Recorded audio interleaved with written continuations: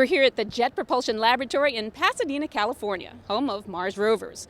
But it turns out the folks working here are doing a lot more than that. And I just happen to have here Dr. Mike Ressler. He is a MIRI project scientist. MIRI project scientist, a mouthful. What do you do in a nutshell? So MIRI is an instrument that will fly on the James Webb Space Telescope, and it's sensitive to infrared light rather than visible wavelengths.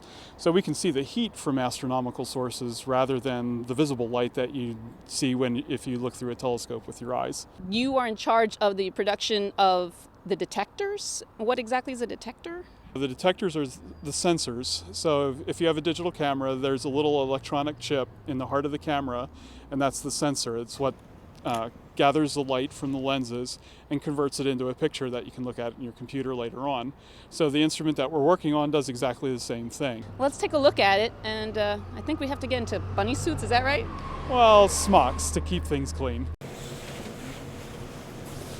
So much for getting my hair done today. One size fits all? Or one size fits none. Oh.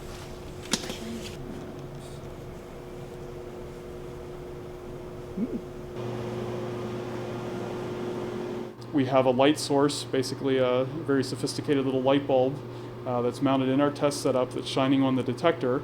And the detector is collecting light in steps. We can see that the detector is indeed very sensitive.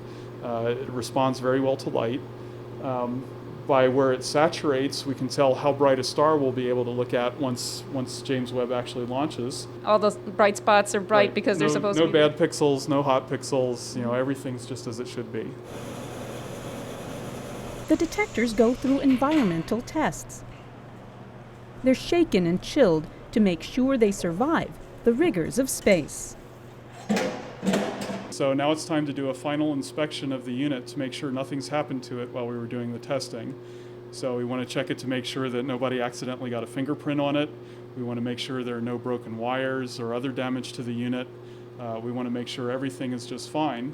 So we're really wrapping up, and we're able to say this module is fully qualified and ready to go. The mid-infrared instrument, or MIRI, has 3 detectors, all of which have to be precisely aligned with each other to within half the width of a human hair.